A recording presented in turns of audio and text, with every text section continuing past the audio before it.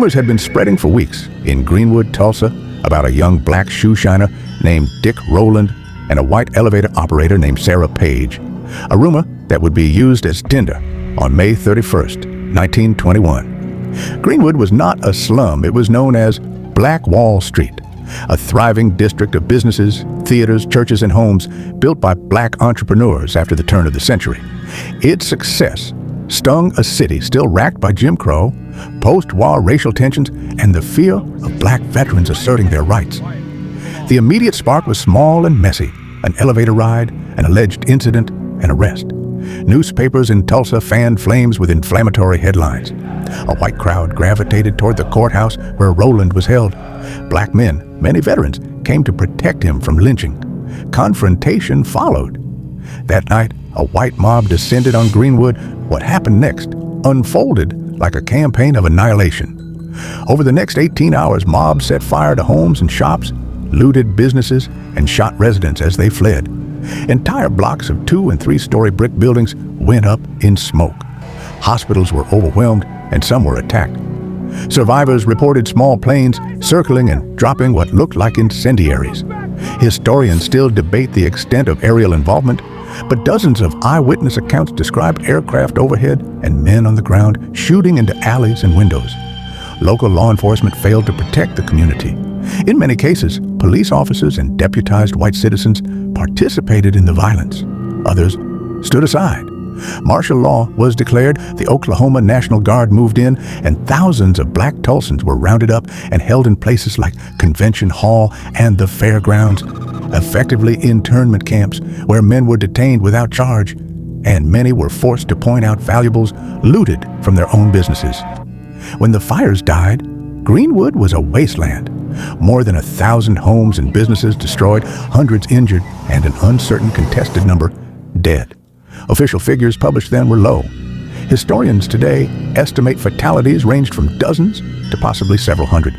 The horror deepened into conspiracy after the flames were out. City leaders, business interests, and insurers colluded, if not in the planning of the attack, then in its cover-up and in the denying of justice. Insurance companies routinely refused to pay fire claims, citing arson clauses. Many black property owners were thereby stripped of any hope of rebuilding. Local newspapers minimized white culpability and blamed Greenwood's prosperity. City records, police logs, and court files from that period were lost, destroyed, or never created. Survivors' names and burial records vanished into mass graves and unmarked sites.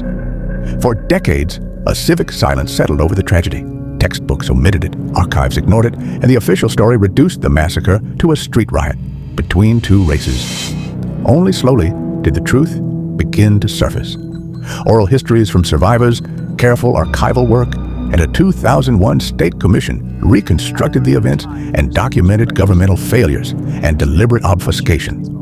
The commission concluded that the violence had been a crime against humanity and urged reparations and a serious investigation into mass graves and missing records. Even so, restitution has been limited and many questions remain unanswered. Who profited from Greenwood's ruin? Which officials turned away? Where are the full lists of the dead? Greenwood's ashes did not entirely extinguish memory. Families rebuilt some businesses, but many were dispossessed forever. The massacre became a wound in the city's history, reopened only when survivors began to speak and scholars followed the paper trail of dispossession. That trail points not merely to a night of mob violence, but to a sustained pattern of institutional betrayal.